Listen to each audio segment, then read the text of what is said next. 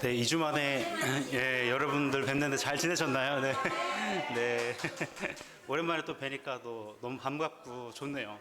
제 아내랑 오늘 아침에 오면서 오늘 광고가 따로 나가지 않아서 다시 한다는 광고가 나가지 않아서 한 5명이나 올까 몇 분이나 오실까 했는데 제가 기도했거든요. 하는 제 믿음 없음을 도와달라고. 네, 역시 훨씬 더 많은 예, 분들이 네, 아 그러셨구나. 너무 감사합니다.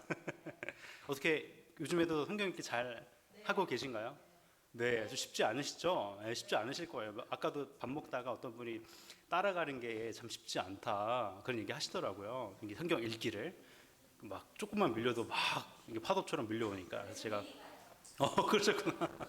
근데 이제 다른 교회들 이제 큰 교회들 하는 리딩 지저스 하는 교회들 보면은 뭐 2년 주기로 한 데도 있고 뭐 길게는 4년 주기로 한 데도 있더라고요. 그러니까 그분한테 제가 그래서 힘내시라고 1년 안에 못 읽으실 수 있으시다고 그러니까 천천히 시간 가져가시면서 읽어 나가시면 도움이 많이 될 것 같다 이렇게 말씀을 드렸으니까 여러분들도 혹시 리딩 지저스 막 너무 이렇게 부담스럽고 하실 때는 가끔씩 쉬엄쉬엄 하시면서 하시면 오히려 더 길게 이런 강의랑 성경 읽기 더 잘 해 나가실 수 있을 거라고 생각을 합니다. 네, 오늘은 이제 에스라랑 이제 느헤미야, 이제 에스더 우리가 한번 살펴보도록 하겠습니다.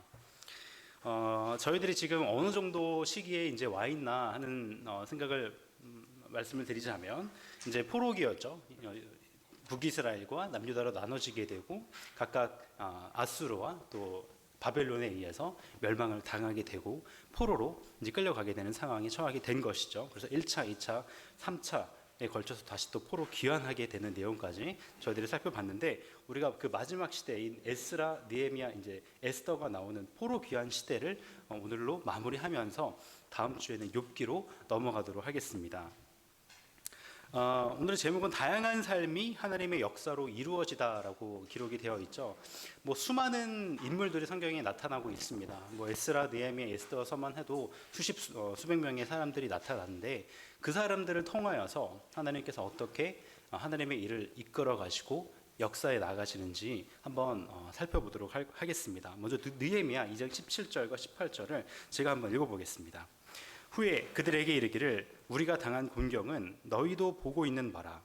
예루살렘이 황폐하고 성문이 불탔으니 자 예루살렘 성을 건축하여 다시 수치를 당하지 말자 하고 또 그들에게 하나님의 선한 손이 나를 도우신 일과 왕이 내게 이른 말씀을 전하였더니 그들의 말이 일어나 건축하자 하고 모두 힘을 내어 이 선한 일을 하려 하매. 이게 지금 대충 에스라와 느헤미야 그리고 에스더의 기본적인 역사적인 배경이 되는 내용이라고 할 수 있겠습니다.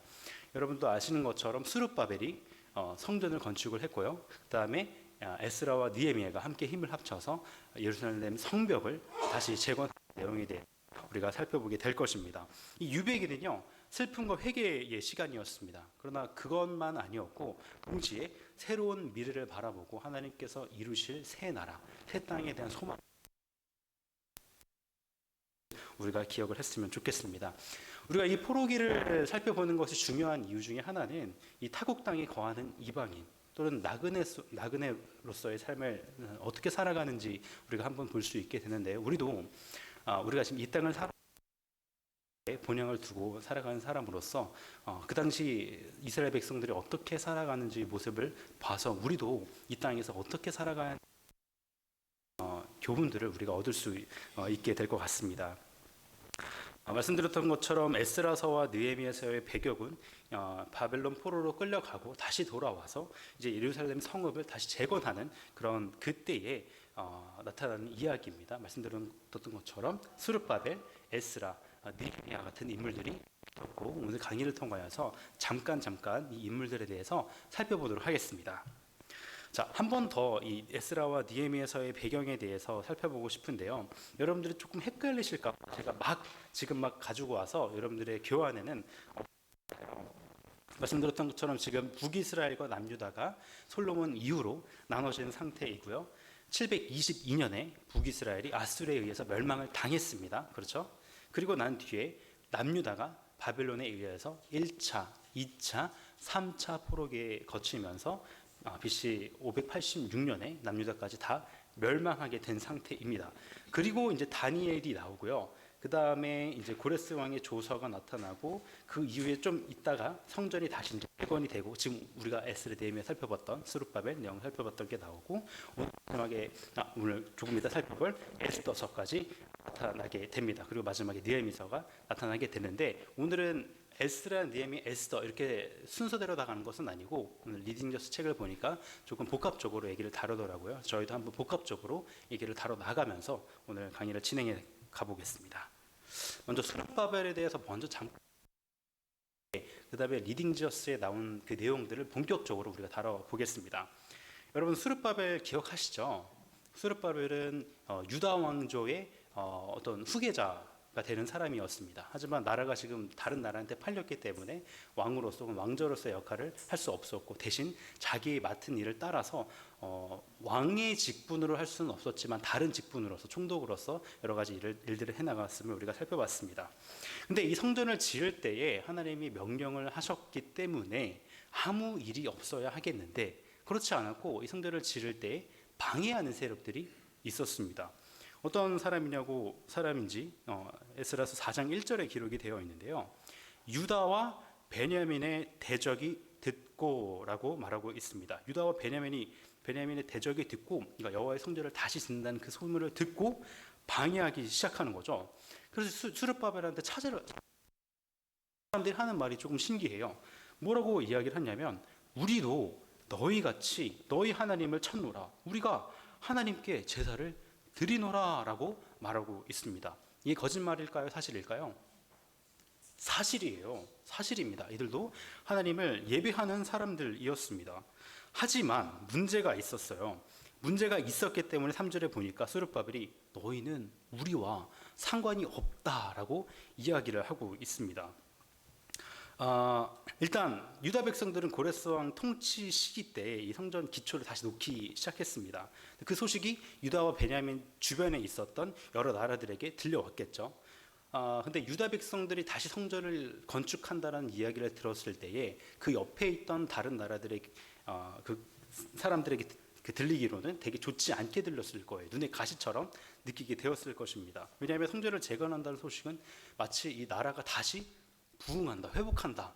그럼 옆에 이렇게 조용히 살고 있었던 애들이 갑자기 또 세져가지고 우리나라를 위협하면 어떡하지? 이런 생각을 가졌을 거예요. 자, 그래서 큰 위협으로 다가온 거죠. 자, 근데 1차 성전이 다윗이 준비하고 솔로몬이 건축한 것이었죠. 그런데 그와 같은 성전이 재건된다는 것은 이 대적들의 입장에서 볼 때 다윗 왕조의 이제 부활 내지 재건 이렇게 느꼈을 것입니다. 그러니까 지금 국제 역학적인 관계를 보더라도 어느 한쪽이 갑자기 강해지면 다른 한쪽은 다 낮아지게 되어 있습니다. 약해지게 되어 있죠. 그 부분을 지금 염두한 것이죠. 그래서 이 사건을 곱게만 바라볼 수 없었습니다. 그래서 이 스룹바벨이 그 의도를 알고 너희는 우리와 상관이 없다라고 한 것인데 비단 이들이 하나님을 믿었다라고 했지만 사실은 그들은 어떤 사람이었냐면요. 앞으로 두 가지 내용을 한번 살펴보도록 하겠습니다. 먼저 첫 번째로는요, 행정적으로 그 사람들과 상관이 없었습니다. 왜냐하면 고레스 왕이 칙령을 내렸을 때에 이스라엘 백성들에게 한정해서 한 명령이었기 때문에 다른 옆에 있던 주변 나라 사람들이 뭐 이렇다 저렇다 할 이유가 일단은 없었어요. 그리고 두 번째, 신앙적으로도 상관이 없었습니다. 하나님을 섬기는 일이 있긴 했지만 그들은 다른 신도 다른 우상들도 섬겼던 종교 혼합주의자들이었습니다. 그러니까 열왕기 하에 17장 29절에 이렇게 말하고 있죠. 여러 산당들을 두었다라고 이야기를 하고 있습니다. 하나님을 믿었다고 말하지만 사실은 그거는 참되게 하나님을 믿었다라고 말할 수 없는 일이죠. 그렇기 때문에 스룹바벨에게 와서 내가 성전을 짓는 일을 돕겠다고 했을 때 이 일은 너희들과 우리와는 상관이 없는 일이다라고 스룹바벨에 이렇게 선을 딱 그은 것입니다. 근데 만약에 그들과 함께 한다면 무슨 일이 일어날까요? 정말 참 유일하신 하나님의 이름이 훼손될 것입니다. 하나님도 믿어도 되고 다른 신도 믿어도 되구나라고 다른 사람들이 심지어 이스라엘 내부에서까지 그런 생각을 할 수 있었을 것입니다. 그래서 뭐 웹적으로 봤을 때는 어떤 손을 내미는 그런 화친의 어떤 의미라고 했을지라도 이것은 스룹바벨이 신앙적으로 또 신학적으로 결코 받아들일 수 없었던 제안이었던 것입니다. 이런 이야기들이 이제 에스라서 시작 부분에 에스라서 1장 시작해서 그런 부분에 위치해 있습니다. 자, 이제 이 사건을 살펴봤으니까 리딩 지저스의 책을 한번 따라가면서 이야기를 살펴보도록 하겠습니다. 레슨 1을 보시면 제목이 순종과 섭리로 살아가는 하나님의 백성이라고 나오면서 다니엘과 에스더에 대한 이야기를 갑자기 다뤄요. 근데 사실 다니엘이 지금 나올 그 순서가 아니잖아요. 한 다음 책에서나 그 다음 책에서 다니엘이 나오게 됐는데, 지금 다니엘을 언급한 이유는 다니엘과 이 에스더가 그렇게 멀지 않은 시대에 뭐 동시대라고 말할 수도 있을 만큼 한 50년 정도 차이가 있나요? 그 정도 차이가 있거든요. 그러니까 비슷한 시기에, 그러니까 포로기 시대쯤에 있었던 인물이었기 때문에 이 다니엘과 에스더를 동시에 언급한 것 같습니다.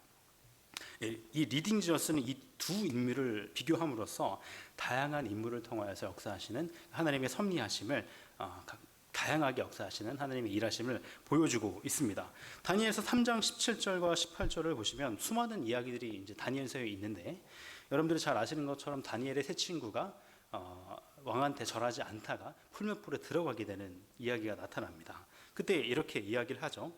왕이여, 우리가 섬기는 하나님이 계시다면 우리를 맹렬히 타는 풀무불 가운데에서 능히 건져내시겠고 왕의 손에서도 건져내시리이다. 그렇게 하지 아니하실지라도 왕이여, 우리가 왕의 신들을 섬기지도 아니하고 왕이 세우신 금신상에게 절하지도 아니할 줄을 아옵소서라고 당당하게 이야기했습니다. 십경에 보면 너 하나님 외에는 다른 신을 섬기지 말라라고 분명히 말하고 있다라는 사실 우리가 잘 알고 있죠. 그 이야기를 이 다니엘도 잘 알고 있었습니다. 그 하나님의 말씀에 순종함으로써 자신의 하나님 백성됨을 용감하게 드러내 보이는 모습을 우리가 확인할 수 있는 것이죠.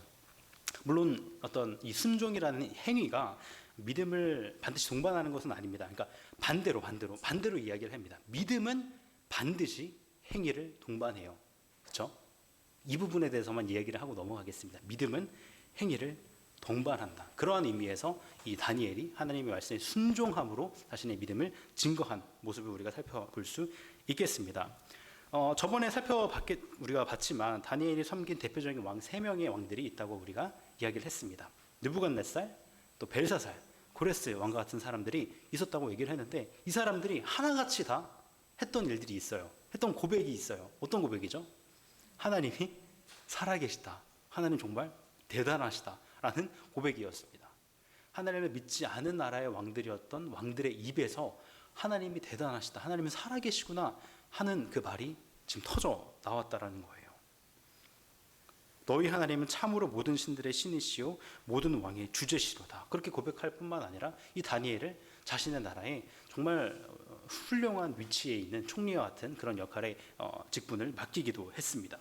사실 우리는 이 이야기가 너무 익숙하기 때문에 별로 놀라지 않는데 사실은 굉장히 놀라운 일이에요. 그죠? 왜냐하면 불과 얼마 전까지만 하더라도 지금 이 다니엘이 어떻게 왔죠? 여기 바빌론으로 뭐로 왔죠 지금? 왜? 포로로 사로잡혀온 뭐 나이가 이렇게 지긋한 뭐 그런 사람이었습니까? 아니었습니다. 아주 나이가 어리고 근데 젊은 사람이었습니다.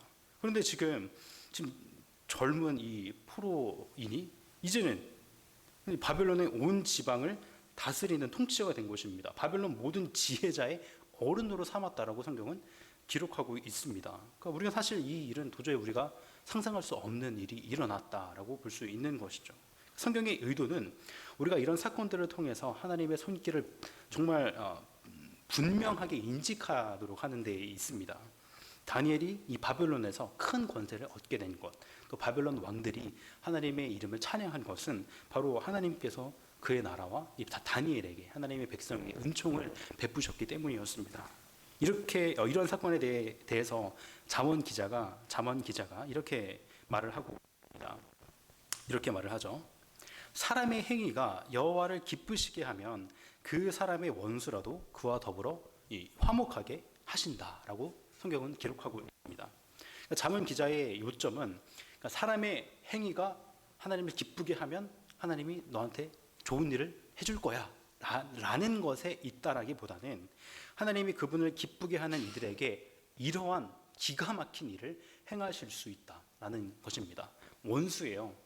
우리가 일상생활을 살아가다가 우리 마음을 상하게 한 사람하고도 친하게 지내기 힘든데 우리 인생의 원수와 화목하게 되는 일은 사실은 사람의 힘으로서는 할 수 없는 일입니다.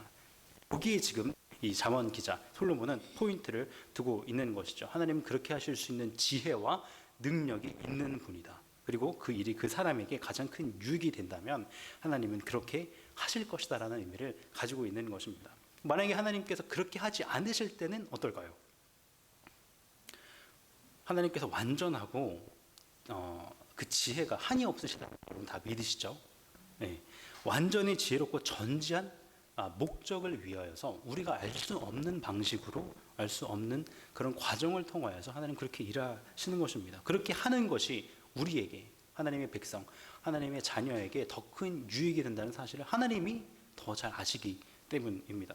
그러니까 마치 우리 아이가 위험한 것을 하려고 할 때에 막는 것처럼 하나님도 우리가 원하는 것을 때로 막는다. 우리가 이해할 수 없는 일들 때로 허락하신다라는 사실을 우리가 기억해야 하는 것입니다. 그러니까 중요한 것은 우리한테 뭐 어떤 일이 우리가 소원하는 게 이루어졌냐, 이루어지지 않았냐 그거라기보다는 하나님이 내 삶 가운데 역사하고 계신가? 또 하나님의 그 능력과 하나님의 지혜가 우리 삶에 깊이 침투해 있는가? 그것이 가장 중요한 것입니다. 그분은 자신이 기뻐하실 때에 우리 대적의 마음, 우리 원수의 마음을 적대감에서 화목감으로 돌이키실 수 있는 분이시고 또 그렇게 하실 수 있다라는 분을 믿는 그 믿음이 정말 중요한 것입니다. 이제 우리가 에스더서로 넘어가 보도록 하겠습니다. 에스더서를 먼저 보도록 할게요. 에스더서를 보면 여러분들 너무 잘 아시겠지만 재미있는 이야기로 가득 차 있습니다. 제가 1장부터 마지막 10장까지 쭈루룩 정리를 해봤는데 한번 어떠한 이야기가 있는지 잠깐 간단하게 살펴보도록 하겠습니다. 신기하게 이 에스더서의 문학적인 구조를 보면 또 굉장히 아름답게 이루어져 있다는 사실을 우리가 살펴볼 수 있는데요. 한번 살펴보도록 하겠습니다. 먼저 1장과 2장을 보시면요. 이 페르시아 왕의 느부갓네살 왕의 위대함에 대해서 나타나고 있습니다. 이 왕이 가지고 있는 능력과 재물이 많아서 무려 180일 동안 잔치를 했다라는 내용이 나타납니다. 이 내용에는요, 에스더가 왕후가 되었다는 내용, 그리고 또 모르드게가 왕의 내시들이 왕을 시해하려는 그런 음모를 알고 고발했던 그런 분부되어 있습니다. 자, 그리고 3장 전반을 보면 하만 아시죠, 여러분?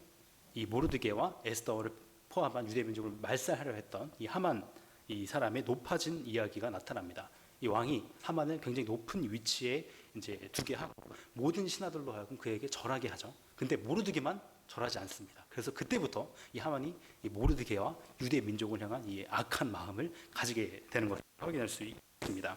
이때 이 유대인들을 몰살시키려고 할 때에 성경을 보면 제비를 뽑았다고 할 때 사실은 이제 주사위를 굴렸다라고 하는 것을 우리가 원어를 통해서 알 수 있는데 그 주사위를 굴렸다, 제비 뽑았다라는 게 뭐냐면 누가 말씀하셨죠? 예, 선생님 대단하십니다. 예, 부르. 그래서 나중에 어떤 절기가 나타나죠? 불임절. 그 불임점이 이 부르의 복수. 어떻게 하셨어요? 이미 붙으면 원어적으로 복수를 의미합니다. 제가 혀를 내두르게 되는데, 네, 불임은 한자가 아니라 그러니까 그 나라 언어예요. 제가 다시 한번 긴장을 하게 됩니다. 네, 아무튼 그때 이제 불을 통하여서 불임절이 정해지게 됩니다. 그리고 이제 4장에 에스더와 모르드게가 조서를 철회할 계획을 세우고 이 일을 통하여서 모르드게가 그렇게 에스더한테 이야기를 하죠. 아닐 것이다. 이 왕후의 자리를 너에게 주신 것이 아니겠느냐. 그렇게 에스더가 왕한테 나아가게 될 수 있는 용기를 갖게 됩니다. 여러분 아시는 것처럼 그 당시에 왕이 부르지 않았는데 나가면 어떻게 되죠? 사형이에요. 오, 무서운 나라예요, 그죠? 그러한 상황 가운데에서 이야기를 듣고 이 에스더가 용기를 갖고 나아가게 되는, 그래서 잔치를 이제 5장에서 베풀게 됩니다.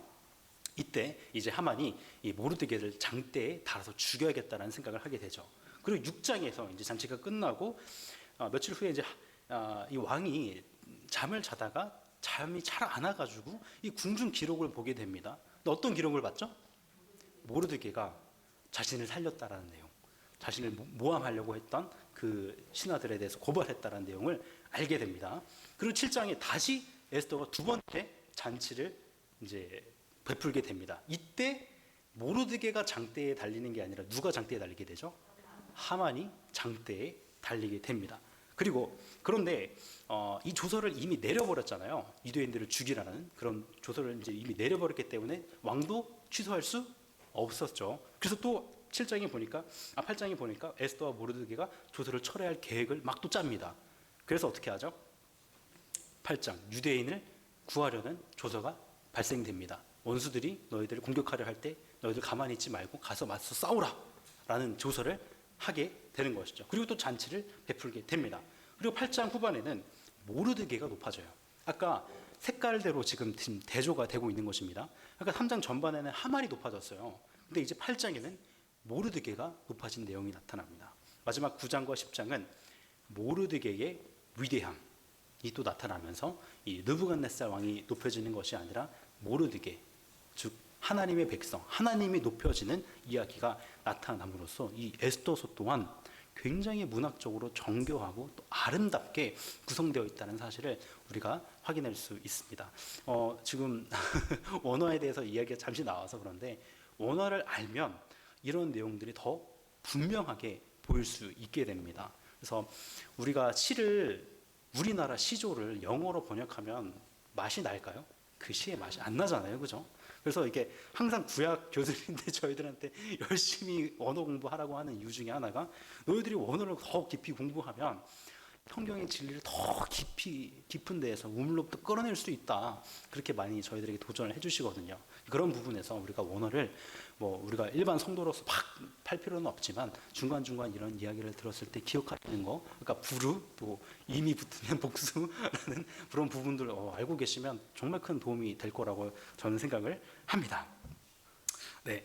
자, 에스더는 아까 다니엘 같은 경우에는 순종을 통한 하나님의 섭리에 대해서 강조를 했는데 이번에는 이제 에스더는 하나님의 섭리를 통한 승리에 대해서 보여주는 인물이라고 리딩저스가 평가하고 있습니다. 왜냐하면 이 에스더의 경우에는 다니엘과는 달리 다니엘은 자기가 하나님의 백성됨을 막 드러냈잖아요. 하나님 앞에 나는 죄를 지을 수 없고 그 신상 앞에 절할 수 없고 그렇게 하지 않았습니다. 하루에 3번씩 기도하는 그런 모습을 보였지만 에스더는 그러한 모습이 성경에 막 기록되어 있지는 않아요. 오히려 서도에 보면 막 두려워하죠. 모르드게가 막 하라고 하는데 죽을 수도 있다, 막 두렵다 이런 이야기가 나타납니다. 그러니까 그럼에도 에스더가 용감하게 왕 앞에 나타나고 잔치를 베풀고 유대 민족을 살리는 일에 큰 쓰임을 받게 되는데 그렇게 할 수 있었던 것은 무엇이 있었기 때문이었을까요? 바로 하나님의 섭리가 있었기 때문이었습니다. 근데 특이한 것 중에 하나가 이 에스더서는요, 하나님의 이름이 등장하지 않습니다. 제가 지금 기억하기로는 룻기에서도 하나님의 이름이 등장하지 않은 것으로 제가 기억을 하고 있는데요. 하나님의 이름이 에스더서에도 똑같이 나타나지 않고 있습니다. 이게 지금 히브리어로 여호와라는 겁니다. 이게 기억같이 생긴 게 예고요. 여호 이게 H 같이 생겼잖아요. 여호와라는 건데 옛날 사람들은 여호와라고 발음해서 읽지 못하고 뭐라고 읽었을까요? 야훼 또는 아도나이, 나의 주라고 하나님의 이름을 함부로 부르지 않고 아도나이라는 이름으로 불렀다라는 사실 기억해두면 여러분 어디 가서 또 아는 척 한 번이라도 하실 수 있지 않을까 싶습니다. 네, 아무튼 이 이름이 성경에 이 에스더서에 기록되어 있지 않았는데 왜냐? 무엇을 의도한 것인가? 물론 에스더서에는 명확하게 그렇게 기록을 하고 있지는 않지만 많은 신학자들이 살펴보건대 사람의 눈에 보이지 않아도 하나님은 성도의 삶에 강력하게 역사하고 계시다라는 점을 에스더서가 말해주고 싶어하는 것 같다라는 말씀들을 많이 하십니다. 그러니까 지금 이 시기가 포로기 시대잖아요. 그러니까 이스라엘 백성들이 느끼기에는 정말 하나님이 계신가? 하나님이 역사하고 계신가? 라는 의문점들을 끊임없이 생산해 나갔을 것입니다. 그러한 상황에도 불구하고 하나님이 없는 것처럼 보이는 상황에도 불구하고 우리 하나님은 역사하고 계시고 그분의 예언을 성취하고 계신다는 사실을 이 에스더서를 통하여서 우리는 한 번 더 깊이 확인할 수 있게 되는 것입니다. 이 에스더서에 나타난 수많은 이야기를 한번 보세요, 여러분. 되게 사소한 전환점들이 있습니다. 왕이 밤에 잠을 이루지 못해서, 그래서 역대기를, 그러니까 궁중실록 역사를 읽게 되죠. 왕을 암살하려는 모의로부터 모르드게가 자기를 구했다는 사실도 알게 됩니다. 근데 이 업적으로 모르드게가 상을 받지 못했다는 것도 알게 돼요. 이 업적으로 상을 받지 못한 일, 그 때문에 이 왕이 모르드게에게 어떻게 상을 내릴지, 모르드게를 어떻게 존귀하게 될지 하만에게 또 물어보는 일, 수많은 일들이 있습니다. 열거하기 힘들 일도 많이 있죠.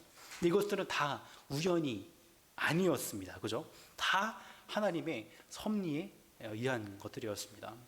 우리의 인생에는 사실 우연인 것처럼 보이지만 사실 다 우연이 아니에요. 하나님의 섭리와 계획 가운데 일어났다는 사실을 우리가 기억을 해야 되는데, 우리가 뭐 일상생활에서도 저는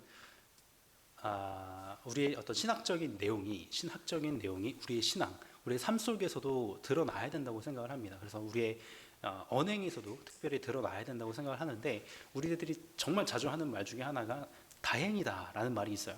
다행이라는 말이 뭐죠? 운이 좋았다라는 의미를 갖고 있습니다. 그죠? 근데 하나님의 백성은 사실 운이 좋았다, 하나님이 예상치 못한 일이 일어날까요? 그렇지 않죠. 그러니까 뭐 다행이다라는 말을 쓰지 마세요, 이런 건 아닙니다. 하지만 항상 우리는 하나님의 섭리와 하나님의 일하심, 계획들을 우리 삶 속에 더 깊이, 우리 피부에 와닿게, 우리 입술에도, 우리 삶 속에도 더 깊이 와닿게 하는 그런 일들을 생각하면 좋지 않을까, 그런 일들 더 고민하면 좋지 않을까, 그런 생각을 하게 됩니다. 한번 이야기들을 한번 떠올려 보세요, 여러분. 다니엘 이야기를 아직 읽지 않았지만 다 아시잖아요, 그죠? 우상숭배 사건들, 다니엘과 세 친구가 채소만 먹고도 살이 그냥 포동포동한 그런 일들, 다니엘이 왕 앞에서 꿈을 해석한 일들, 다니엘 세 친구들이 풀무풀에 떨어진 일들, 또 에스더 같은 경우에는 두려움 가운데에 왕이 부르지 않았는데 나아갔던 일들, 또 하만의 일에 대해서 왕에게 고한 일들, 이러한 일들 다 한번 생각해 보세요. 하나님이 그의 삶 가운데에서 정말 세세하게, 세심하게 다 역사하고 계셨다는 사실을 우리가 볼 수 있습니다. 수많은 위험 속에서도 이 에스더와 다니엘, 또 성경의 수많은 인물들이 그들의 생명을 연장할 수 있었던 것은요, 하나님께서 그들의 인생 가운데 섭리하셨기 때문이었습니다.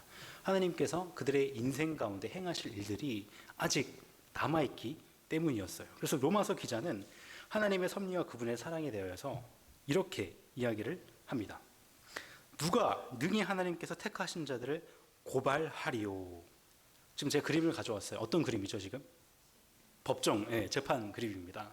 재판장이 있고 이쪽에 말씀하고 계신 분이 우리 예수님이라고 한번 생각을 해볼게요. 예수님이 자꾸 우리를 위하여서 우리를 변호하고 계십니다. 그러니까 지금 예수님께서 우리를 변호하고 계신데 누가 우리를 고발할 수 있겠습니까? 그죠? 다 고소 취하돼요. 그죠? 네. 누가 정죄하리요? 죽으실 뿐만 아니라 다시 살아나신 이는 그리스도 예수시니 그는 하나님 우편에 계신 자요 우리를 위하여 간구하시는 자신이라. 간구하셨던 자신이라가 아니라 간구하실 것이다가 아니라 현재 하신다, 지금도 계속해서 우리를 위하여서 변호하고 계신 거예요. 그렇기 때문에 누가 우리를 그리스도의 사랑에서 끊을 수 있겠습니까? 환난이나 곤고나 박해나 기근이나 적신이나 위험이나 칼입니까? 아니죠. 사망이나 생명이나 천사자들이나 권세자들이나 현재일, 장래일, 능력, 높은 사람, 깊은 사람, 다른 어떤 피조물일지라도 우리 주 예수 그리스도 안에 있는 하나님의 사랑에서 우리를 끊을 수 없다라고 성경은 기록하고 있습니다. 그러니까 우리는 우리의 일을 완수하기까지는요, 사실 어떤 존재라고까지 말할 수 있냐? 우리는 불멸의 존재. 하나님께서 데려가시기 전까지 우리는 절대 죽지 않습니다. 그렇게까지 우리가 말할 수 있다라는 거죠. 네. 모든 형태의 적들이 억제당할 것입니다. 모르드게와 에스더 그리고 다니엘은 수없이 많은 목숨의 위협을 받아왔습니다.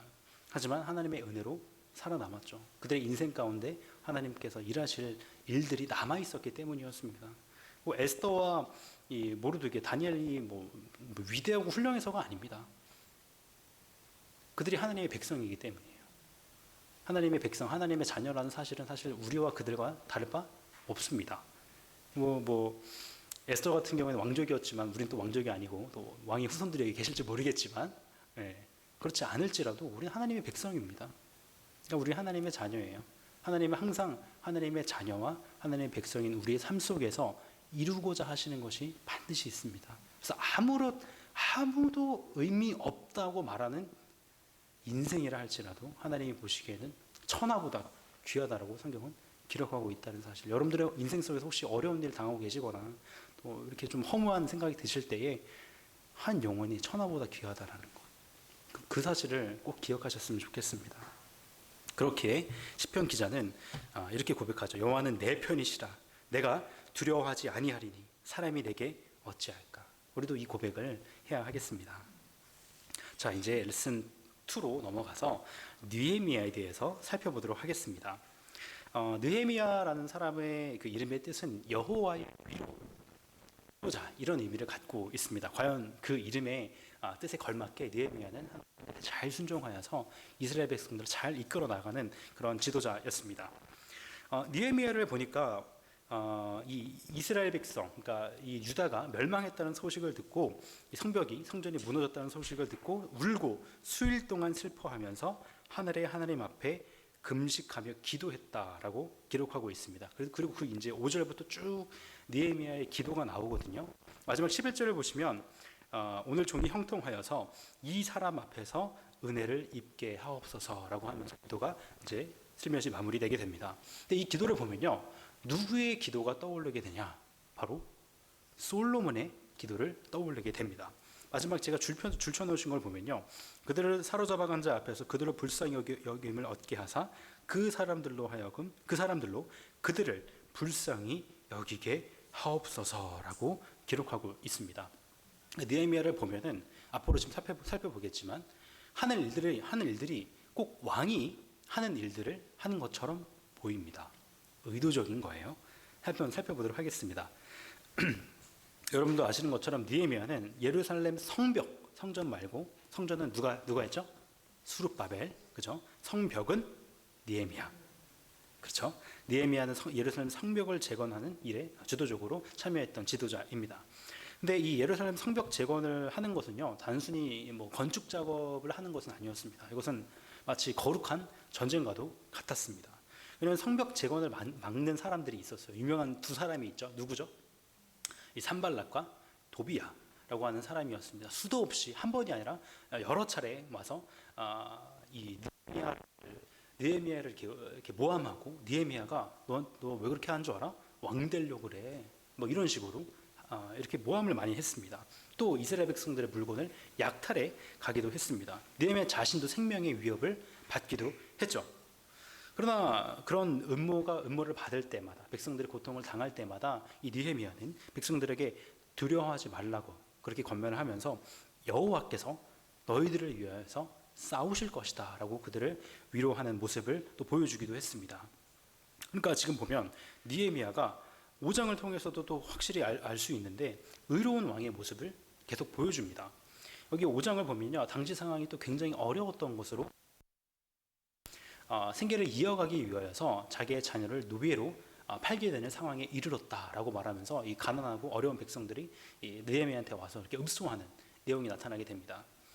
근데 그때 이 느헤미야가 이 가난한 백성들이 잘 살아갈 수 있도록 여러 조치들을 취하게 되는데, 그러한 모습을 통해 봐서라도 참 이 느헤미야가 공의로운 통치자의 모습, 가난하고 어려운 자들을 돌보는 보호자의 모습을 우리가 확인할 수 있습니다.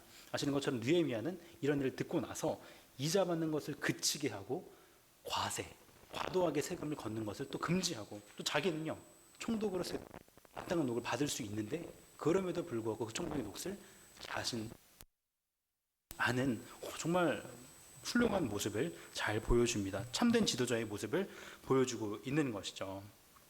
자, 이제 성벽을 다 짓게 되고 51일 만에 짓게 되는데 성벽 봉헌식을 이제 짓게 됩니다. 제사장들이 나타나게 되고, 제사장들이 나팔을 잡고 나팔을 불게 하고, 또 노래 부르는 자들이 힘있게 찬송하고, 또 수많은 무리의 사람들이 큰 제사를 드리고 심히 즐거워하였고 하나님이 크게 즐거워하셨고 이들이 즐거워하는 소리가 멀리 퍼졌다라는 성경의 기록이 나타나게 됩니다.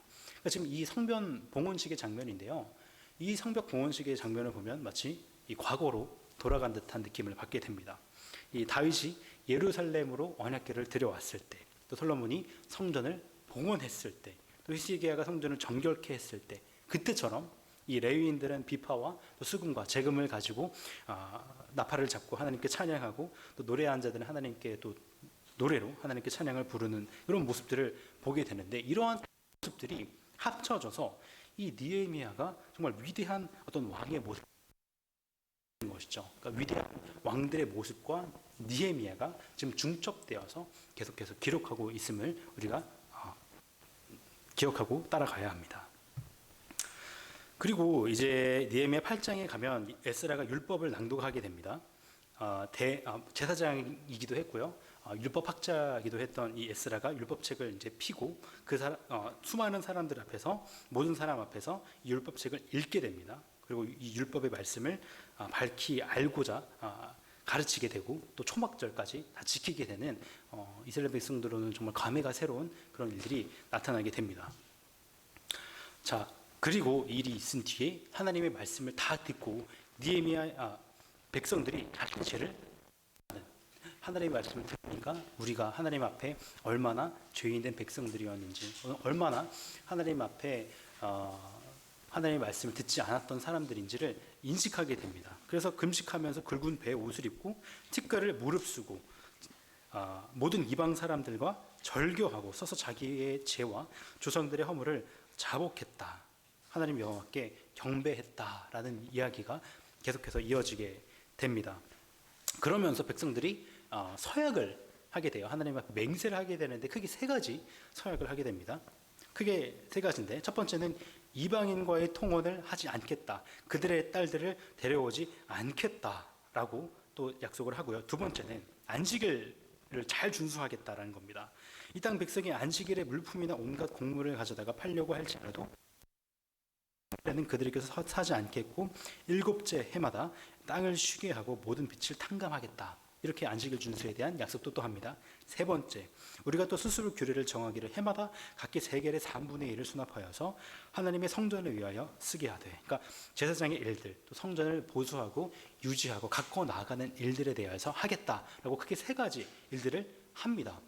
그러니까 이 일들을 또 백성들이 그냥 스스로 했겠습니까? 이 일들을 또 수행하고 또 여러 가지를 준비함에 있어서는 지도자가 필요했겠죠. 느헤미야가 선두에 서서 이 일을 다 감당했습니다. 말씀드렸던 것처럼 느헤미야는 계속해서 왕의 모습을 보여주고 있는 모습을 우리가 확인할 수 있는 것이죠. 자, 근데 그러면 왜 계속 성경이 느헤미야를 이렇게 왕이 하는 일들을 보여주면서, 왕이 아닌데 왜 왕인 것처럼 계속 묘사를 할까요? 두 가지가 있습니다. 첫 번째는 이스라엘 백성들로 하여금 이 연속성을 느끼게 하기 위함입니다. 포로기 이전에 훌륭한 왕들이 있었죠. 다윗과 솔로몬, 이런 훌륭한 왕들이 있었습니다. 그런 최고의 왕들을 떠올리게 하고, 이를 통해서 이 백성들이 연속성을 느끼게 한다는 거예요. 그 연속성은 또 다른 말로 하자면 어떻게 보면 하나님 백성됨으로서의 안정감이라고 할 수 있겠습니다. 이스라엘 백성과 그 공동체 제도가 바벨론 그 유배기 이전부터 그 영적인 가계가 이어져 내려오고 있다, 그 영적인 가계가 결코 끊기지 않았다라는 사실을 이스라엘 백성들이 느헤미야가 하는 왕적인 일들을 통하여서 깨닫게 되는 일들이 나타나고 있는 것이죠. 전성기 시대에 통치했던 경건한 왕들의 명맥이 끊어지지 않고 그 영적 후손이 자리를 굳건히 지키고 있다. 그럼 어떻게 됩니까? 하나님이 일하고 계시구나. 없는 줄 알았는데, 어디 저거 멀리 가신 줄 알았는데 역사하고 계셨구나 라는 사실을 이스라엘 백성들은 알 수 있었을 것입니다. 자, 두 번째, 경건한 왕을 통해서 오는 하나님의 축복을 기대하기 위함입니다. 하나님을 경외하는 왕이 있을 때에 그 나라에 평안과 안식과 형통이 복이 임한다는 것을 가르쳐 주는 것이죠. 물론 유다 백성들이 이때 당시에 완전한 복을 누렸던 것은 아닙니다. 느헤미야서는 아직 이루어지지 않은 미래의 복을 인내로 기다리면서 소망하라, 그렇게 이야기를 하고 있거든요. 여기서 주목해야 할 점은 느헤미야서의 이 가르침은 하나님을 경외하는 왕과 지도자도 백성들에게 온전한 안식을 줄 수는 없다. 그렇기 때문에 하나님께서 직접 그 언약을 성취하셔야만 우리에게 참된 복, 참된 안식, 참된 형통이 있게 된다는 사실을 알려주고 있습니다. 사실 아브라함 때도 그랬고요. 또 출애굽 때도 그랬고, 또 가나안 땅에 있을 때도, 정복을 할 때에도 마찬가지였습니다. 수많은 훌륭한 지도자들이 있었지만 그 지도자들이 완전한 모습을 보여주진 않았습니다. 다 부족한 사람들이었고 죄인들이었죠. 그런 상황에서 백성들이 마땅히 할 일은 하나님께서 그 일을 이루실 그 미래를 바라보면서 끝까지 하나님의 말씀에 순종하는 것을 정진해 나가는 일인 것입니다. 자, 마지막 레슨 5입니다. 레슨 5의 제목이 다양한 사람들이 이뤄가는 하나님의 역사예요. 리딩에서 책을 보니까 느헤미야와 에스라의 리더십에 대한 차이를 보여주고 또 그들을 통하여서 일하시는 하나님을 공통점으로 잡고 있었습니다. 느헤미야 같은 경우에는 어땠습니까? 여러분 다 읽으셨죠? 성문이 불탔다는 소식을 들으니까 바로 왕한테 나아가서 성읍을 다시 건축해달라는 요청을 합니다. 그뿐만 아니라 각종 건축 자재들 필요한 것들 다 요청을 합니다. 그리고 수많은 분쟁들이 있었지만 모함들이 있었지만 다 이겨내 나가면서 밀고 나가면서 대쪽같이 전진해 나가는 그런 장수 같은 모습을 보여줬습니다. 에스라는 어땠습니까? 에스라는 제사장이나 율법을 가르친 선생님이었죠. 그래서 공동체와 함께 공동체를 통하여서 개혁하게, 그러니까 내 마음속에, 사람들의 마음속에 개혁하게 하고 싶은 마음을 불러일으키는 그런 사람이었습니다. 그러니까 되게 드러나지 않고 무대 뒤에서 하나님의 일을 묵묵히 수행하는 그런 사람이었다는 사실인데요. 조금 더 자세하게 살펴보겠습니다. 제가 느헤미야가 어떤 성품을 가지고 있는 사람인지 그 전에는 그렇게 잘 알지 못했는데 제가 이걸 통하여서 좀 더 깊이 살펴보니까 느헤미야가 꼭 베드로 같은 사람이 아니었나 하는 생각이 들더라고요. 한번 보실게요. 느헤미야서 13장 8절을 보시면요. 도비야가 누구였죠? 성벽 건축하는 것을 방해하는 사람이었습니다. 근데 이 도비야의 세간을 그 방 밖으로 어떻게 했습니까? 이 느헤미야가 다 내가 던졌다라고 말하고 있습니다. 그냥 뭐 갖다 놨다, 옆에 옮겨놨다 이런 것도 아니고 다 뭐 던졌다. 그다음에 11절 보니까 내가 모든 민장들을 뭐 꾸짖었다. 아주 직접적인 표현이 나타나죠. 그뿐만 아닙니다. 19절에 보시면 성문을 닫고 안식일이 지나기 전에는 열지 말라 딱 명령하고요. 나를 따르는 종자 며칠 성문마다 딱 세워서 안식일에는 뭐 아무 짐도 들어오지 못하게 했다. 뭐 예외적으로 뭘 뒀다 이런 게 아니라 그냥 아주 그냥 철저합니다. 그냥 아주 시원시원하게 일을 처리하죠. 뭐 내가 너 성 밑에서 자느냐? 다시 이같이 하면 내가 뭐 잡을 거야? 뭐 이런 내용들. 25절에 내가 그들을 책망하고 저주하며 그들 중 몇 사람을 때리고 머리털을 어떻게 했습니까? 내 머리털을 뽑은 게 아니라 그 사람들 머리털 잡아 뽑았대요. 그리고 너 하나님한테 맹세 뭐 이렇게 했대요.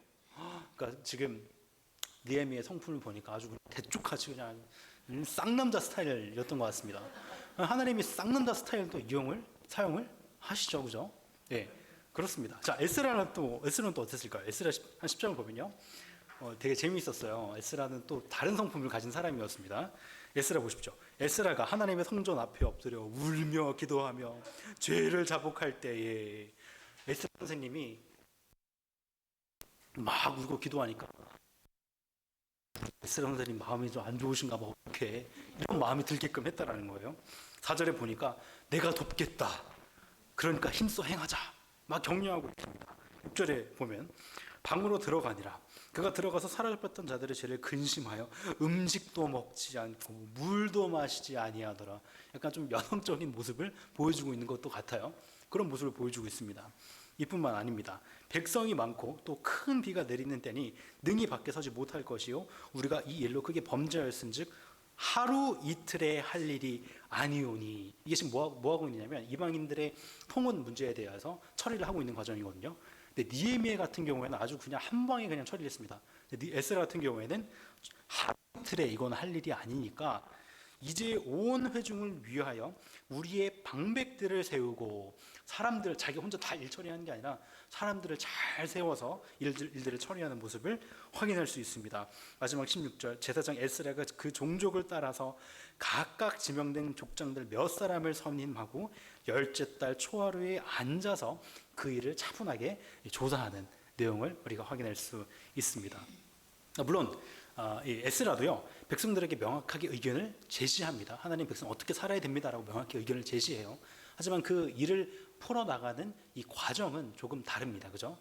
스스로 문제로, 이 백성들 스스로 마음에 와닿아서 내가 이 문제를 해결해야겠구나 라고 하게끔 그렇게 설득하고 있습니다. 그러니까 느헤미야의 방식인 어떤 직접적인 대면이나 정면 돌파와는 사뭇 다른 모습을 우리가 확인할 수 있습니다. 이렇게 우리의 성격이 다 다른 것처럼 성경에 나타난 모든 사람들의 성품과 기질이 다 달랐다는 사실을 우리가 확인할 수 있는 것이죠.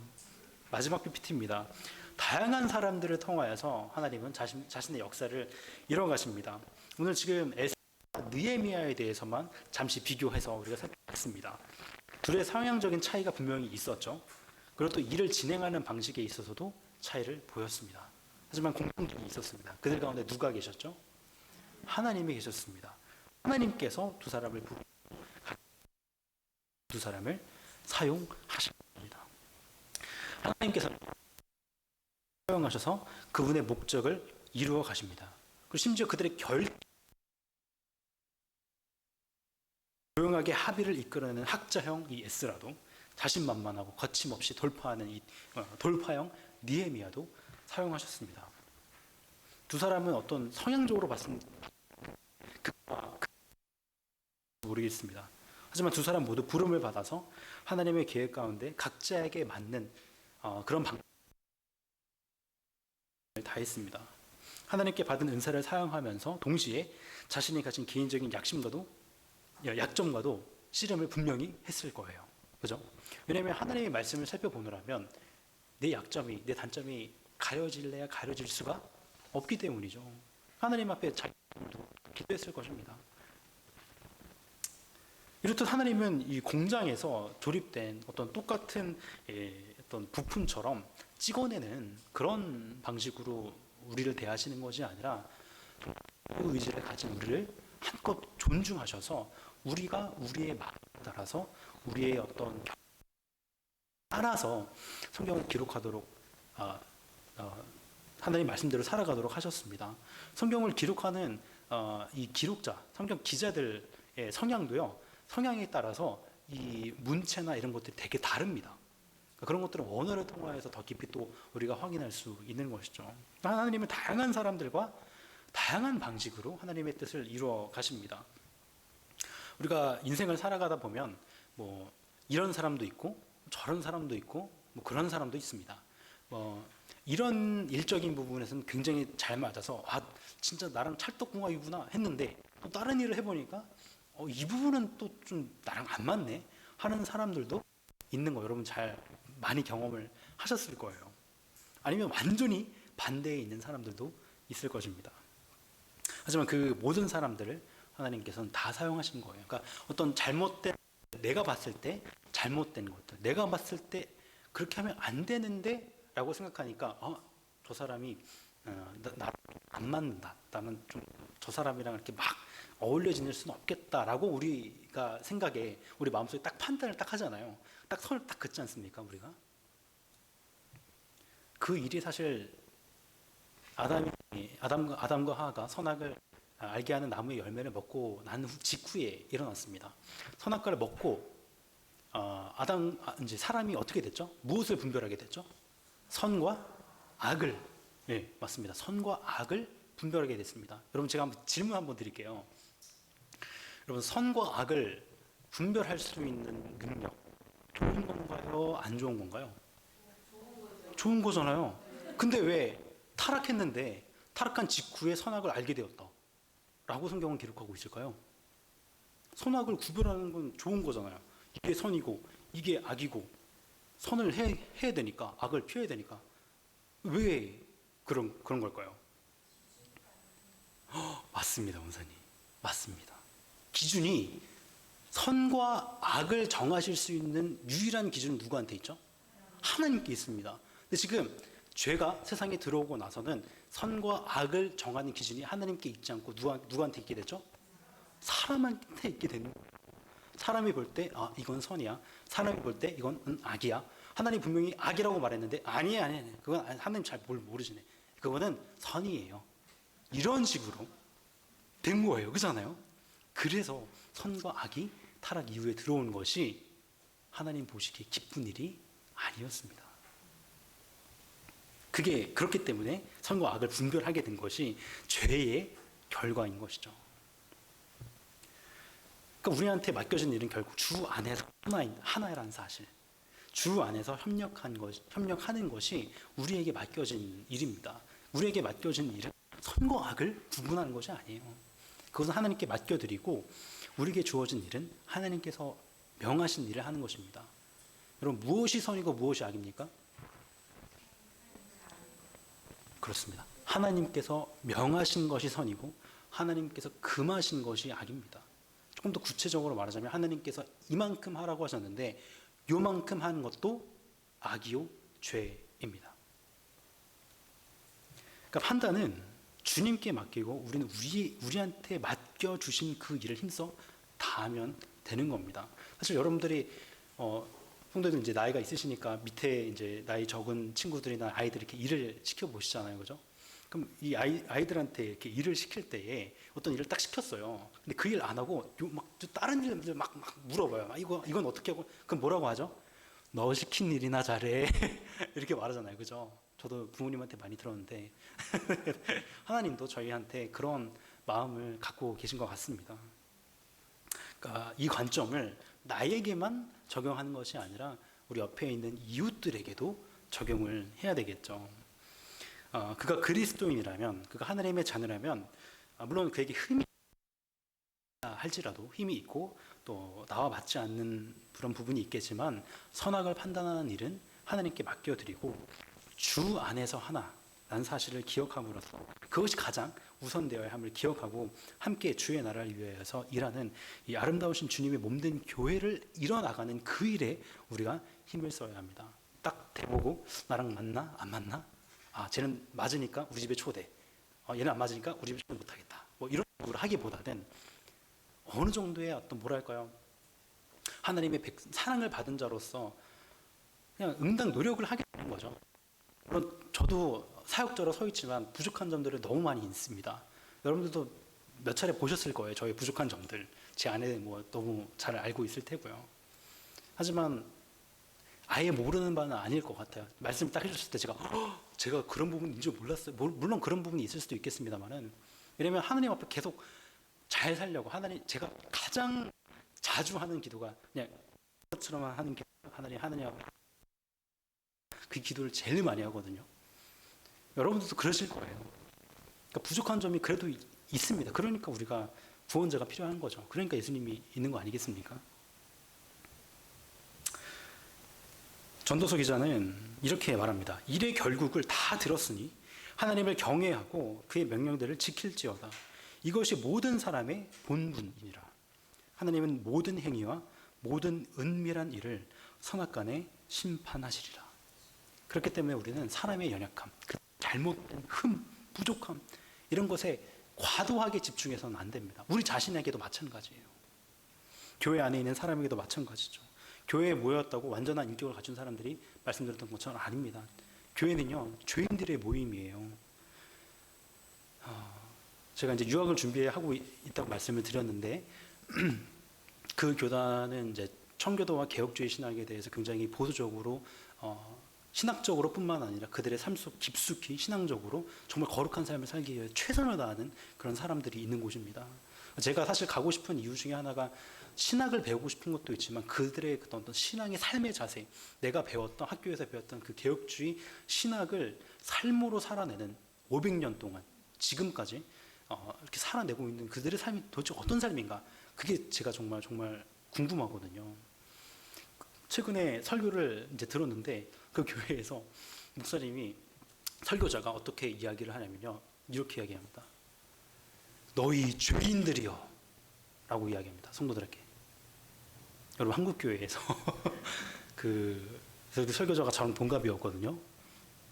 제 나이에 여러분들의 또래를 두고 죄인들이여 라고 말하면 어떻겠습니까? 저 담임 목사님한테 불려갈 거예요. 어떤 의도로 말한지는 알지만 정말 쉽지 않습니다. 그죠? 하지만 사실 죄인들이라고 우리가 불리는 것을 우리가 기분 나빠할 필요가 없어요. 여러분, 예수님이 의인들을 위해서 오셨습니까?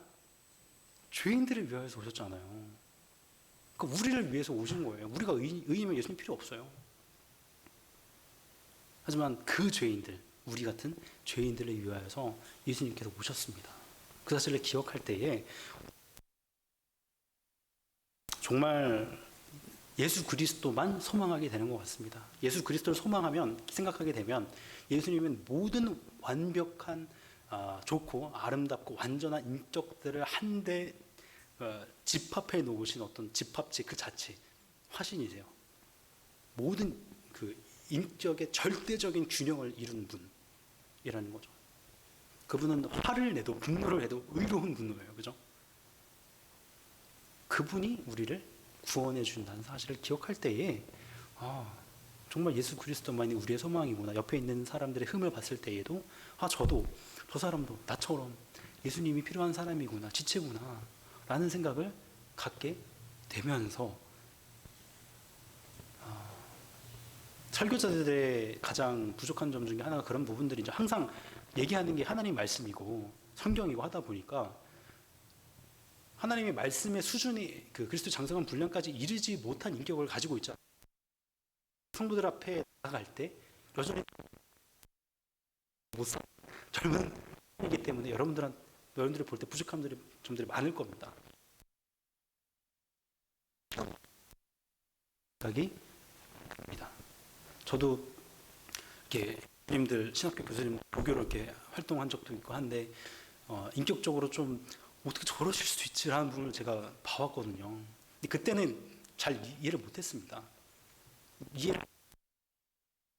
근데 생각해 보면 아내랑도 얼마 전에 이제 얘기를 했던 부분인데 이해를 하기 때문에 사랑한다기보다는 사실 어떻게 다 이해가 다 납득이 돼요. 어떻게 사랑하면 누굴 우리가 사랑할 수 있겠습니까? 우리 자신도 사랑 못할 거예요. 하지만 예수님이 그렇게 하셨던 것처럼 절대적으로 무조건적으로 사랑하려고 하는 마음이 필요하지 않나. 성도들 간에도 마찬가지고요. 목사도 전도사도 다 사실 성도입니다. 역할이 이런 역할을 받았을 뿐이지 저도 여러분들의 돌봄을 받아야 할 사람이고 예수 그리스도가 필요한 사람이라는 사실입니다. 이 세상에 가장 훌륭한 사람도 마찬가지. 그렇기 때문에 옆에 있는 부족한 사람들이 있을지라도 우리는 하나님 앞에서 우리의 마음을 겸비하게 잘 갖춰 나가서 예수 그리스도의 사랑을 잘 흘려 보내 나가야 할 것입니다. 하나님의 섭리를 기대하는 우리들이 되었으면 좋겠습니다. 네, 기도하고 마치겠습니다. 사랑해 주님 감사합니다. 저희들 오늘 리딩저스 강의를 통하여서 많은 하나님의 자녀들, 하나님의 백성들, 성경의 인물들을 살펴봤습니다. 수많은 인물들이 나타났고 모든 인물들이 다 성격도 또 기질도 또 일을 처리하는 방식도 다 달랐습니다. 누구는 굉장히 적극적이었고 또 누구는 조금은 소극적이었습니다. 그러나 그 일들을 한데 이루시는 분은 공통적으로 하나님 한 분이었습니다. 우리가 이 사실을 기억하여서 우리의 삶에 조금 부족한 점이 있을지라도 우리 이웃이 조금 마음에 안 드는 점이 혹 있을지라도 그를 통하여서 이루실 하나님을 기대하기를 원합니다. 그들이 바뀌기를 기대하기보다는 그들을 바꾸실 하나님을 기대하기를 원합니다. 우리에게 그러한 그리스도께서 우리를 긍휼히 여기셨던 그 마음을 우리에게도 허락하여 주셔서 서로가 서로를 긍휼히 여기고 애틋하게 바라보며 하나님께서 또 예수님께서 교회를 바라보고 즐거워하고 기뻐하셨던 것처럼 우리도 서로를 보고 기뻐하며 즐거워함으로 하나님 나라의 복된 교제를 이 땅 가운데 조금이나마 맛볼 수 있는 기회를 저희들에게 허락하여 주시옵소서. 감사를 드리며 예수님의 이름으로 기도합니다. 아멘. 감사합니다.